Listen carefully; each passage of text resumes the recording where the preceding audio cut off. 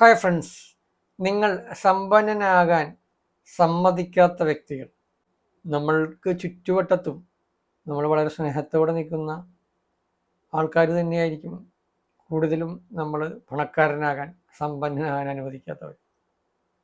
അതെങ്ങനെയാണെന്ന് നിങ്ങൾ ചിന്തിക്കുന്നുണ്ടാവും. നമ്മുടെ ജീവിതത്തിൽ ഉണ്ടാകുന്ന എല്ലാ അച്ചീവ്മെൻറ്റ്സും നേട്ടങ്ങളും നമ്മൾ പബ്ലിക്കായിട്ട് അനൗൺസ് ചെയ്തുകൊണ്ടിരിക്കുന്നു, ആഘോഷിച്ചുകൊണ്ടിരിക്കുന്നു.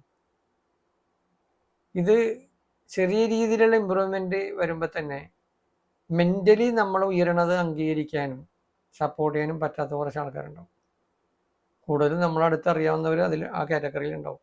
എല്ലാവരും ഇല്ല, പക്ഷെ ആൾക്കാരുണ്ടാവും. അങ്ങനത്തെ നമ്മൾ ഇടപഴകുന്ന ഫ്രണ്ട്സിലും ബന്ധുക്കളിലും ഒക്കെ അങ്ങനത്തെ ആൾക്കാരുണ്ട്.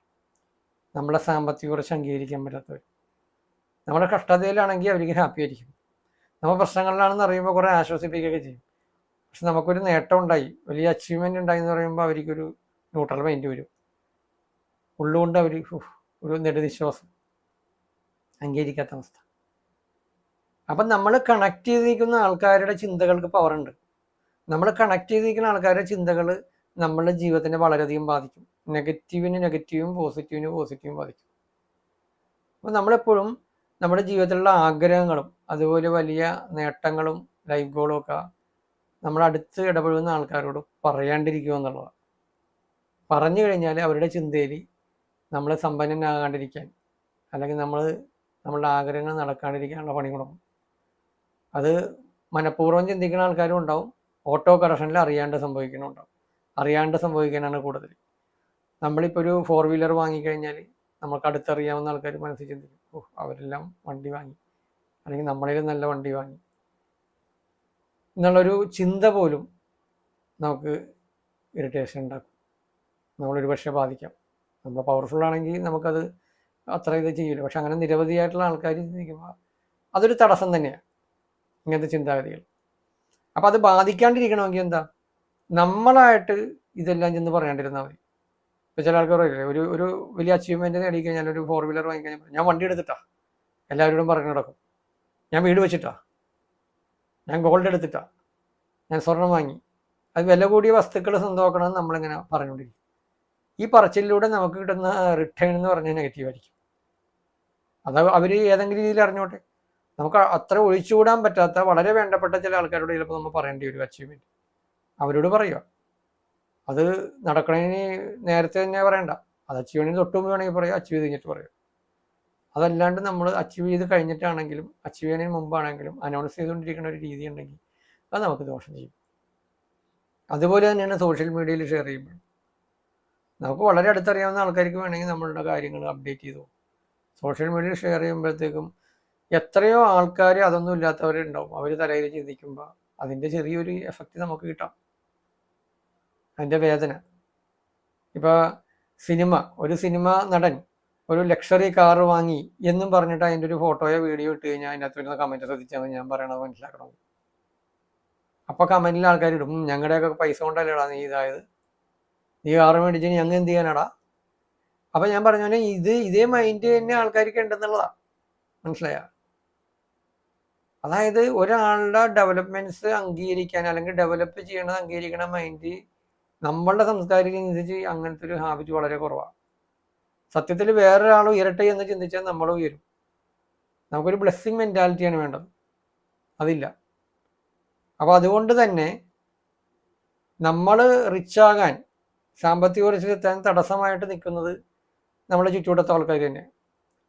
അവരോട് നമ്മുടെ ഏറ്റവും സെറ്റ് കാര്യങ്ങൾ എപ്പോഴും പറയണ ഒരു ഹാബിറ്റ് എനിക്കുണ്ടെങ്കിൽ നിങ്ങളുടെ ഡെവലപ്മെൻറ്റ്സ് ഓപ്ഷനിലായിരിക്കും. ചിലപ്പോൾ നടക്കും, ചിലപ്പോൾ നടക്കില്ല എന്ന് പറയണ പോലെ ഇരിക്കും. അതുകൊണ്ട് തന്നെ നിങ്ങളുടെ ട്രേഡ് സീക്രട്ടായിട്ടിരിക്കണം എല്ലാ കാര്യങ്ങളും. നിങ്ങളുടെ പ്ലാൻ, ലൈഫ് പ്ലാൻ, ബിസിനസ്സിൻ്റെ രീതി, വരുമാനം, നിങ്ങൾ ഇതുവരെ നേടിയ കാര്യങ്ങൾ, അതായത് ഇനി നേടാൻ പോണ കാര്യങ്ങൾ, നിങ്ങളുടെ ആഗ്രഹങ്ങൾ, ഇതെല്ലാം സീക്രട്ടായിട്ട് തന്നെ വെക്കണമെന്ന് ബുദ്ധി എന്നല്ല. അങ്ങനെയാണെങ്കിൽ നിങ്ങൾ അതിലേക്ക് വേഗത്തിലെത്തും. അനൗൺസ് ചെയ്യുമ്പോഴത്തേക്കും നമുക്ക് ആൾക്കാരോട് പറഞ്ഞു പോയല്ലോ ഞാൻ ഇന്നത് നേടുമെന്ന്, അപ്പോൾ അതുകൊണ്ട് എനിക്ക് നേടിയേ പറ്റൂ എന്നുള്ള വാശി ചിലവർക്ക് വരും. പക്ഷെ അതിന് സാധ്യത വളരെ കുറവാണ്. ചില ട്രെയിനേഴ്സ് അങ്ങനെ പറയാറുണ്ട്, നമ്മളെ ലൈഫ് ഗോള് അല്ലെങ്കിൽ ആഗ്രഹങ്ങൾ നമ്മൾ പബ്ലിക്കായിട്ട് അനൗൺസ് ചെയ്യണം.